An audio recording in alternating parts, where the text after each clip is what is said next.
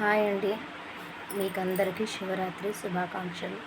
నా YouTube viewers అందరికీ నాకు ఇంతగా సపోర్ట్ చేస్తున్నందుకు చాలా చాలా చాలా ధన్యవాదాలండి. నాకు ఇలాగే మీరు సపోర్ట్ చేస్తూ ఉండాలి, నేను ఇలాగే వీడియోస్ చేస్తూ ఉండాలి.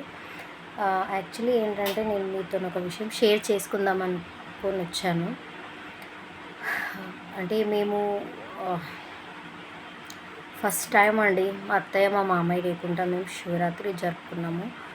ఎవ్రీ ఇయర్ అంటే మేము సపరేట్గానే ఉన్నా ఎవ్రీ ఇయర్ మేము అత్తయ్య దగ్గరికి వెళ్ళి మేము శివరాత్రి జరుపుకునే వాళ్ళము. అందరము ఒక దగ్గర పండుగ అంటే చాలా హ్యాపీగా ఉండేది. అందరము కలిసి ఒకే దగ్గర పండుగ చాలా సంతోషంగా జరుపుకునే వాళ్ళము. లాస్ట్ ఇయర్ మా అత్తయ్య మా మామయ్య లేరండి, స్వర్గస్థులు అయిపోయారు. వాళ్ళు లేని లోటు ఇప్పుడు మాకు తెలుస్తుంది. అదే అంటారు కదా, మనిషి ఉన్నప్పుడు అసలుకి మనిషి విలువ తెలియదు, మనిషి దూరం అయ్యాక ఆ మనిషి విలువ ఏంటో తెలుస్తుంది అని. మేము చాలా మిస్ అవుతున్నామండి మా అత్తయ్య మా మామయ్యని. నాకు శివరాత్రి జరుపుకున్నా ఎందుకో సంతోషంగా లేదు. ఎందుకంటే మేము ప్రతి సంవత్సరం మా అత్తయ్య మా మామయ్య మా తోటి కోడలు అందరము ఒక్క దగ్గర జరుపుకునే వాళ్ళం. ఇప్పుడు అత్తయ్య మామయ్య లేకపోయేసరికి ఎవరిది వాళ్ళే పండుగ చేసుకుంటున్నాము. వారిది వాళ్ళు మాది మేము. ఏదో ఒంటరితనం, పెద్దవాళ్ళు లేరు అన్న బాధ.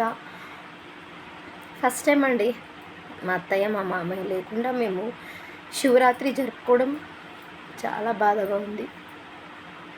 వాళ్ళు ఎక్కడున్నా ఏ లోకాన ఉన్నా మా అత్తయ్య మా మామయ్యలు ఎప్పుడూ సంతోషంగా ఉండాలని, అలా ఆత్మకి శాంతి చేకూరాలని కోరుకుంటున్నాను అండి. అంతే. ఎందుకో నాకు వెల్తీగా ఉంది, బాధగా ఉంది. మీతో షేర్ చేసుకోవాలి అనుకున్నాను, మీతో చెప్పాలి అనుకున్నాను నా ఫీలింగ్, నా బాధని. అందుకే షేర్ చేసుకుంటున్నానండి.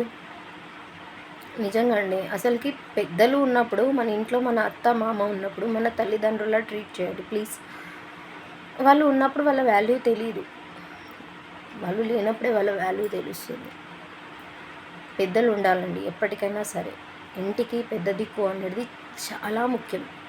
వాళ్ళు ఉంటేనే అండి మనకి మంచు చెడు చెప్పడది, మనం ఎలా ఉండాలి, ఎలా ప్రవర్తించాలి వాళ్ళు మనకు చెప్తారండి. అందుకే ప్లీజ్ అండి, దయచేసి మీ ఇంట్లో పెద్దలు ఉంటే వాళ్ళని రెస్పెక్ట్ చేయండి, వాళ్ళని ఆదరించండి, వాళ్ళని మంచిగా చూసుకోండి. వాళ్ళకి ఏందండి, ఒక్క పూట భోజనం పెడితే చాలు. దానికి కూడా కొంతమంది బరువు అనుకుంటారు, తీసుకెళ్ళి ఓల్డ్ ఏజ్ హోమ్లో వేసేస్తారు. ప్లీజ్ అలా చేయకండి. వాళ్ళు ఎంతో కష్టపడి మనల్ని పెంచుతారు, చాలా కష్టాలు పడతారండి. మనకి జ్వరం వచ్చినా మనకి ఏమైనా అసలు కంటికి రెప్పల్లా కాపాడి మనని ఇంత పెద్దగా చేశాక మనము ఒక్క పూట వాళ్ళకి తిండి పెట్టడానికి ఎందుకండి అవస్థ పడేది. ప్లీజ్ నేను మిమ్మల్ని కోరేది ఒకటే, మీ ఇంట్లో ఉన్న పెద్దవాళ్ళని గౌరవించండి, వాళ్ళని రెస్పెక్ట్ చేయండి, జాగ్రత్తగా చూసుకోండి. థ్యాంక్ యూ అండి, థ్యాంక్ యూ సో మచ్.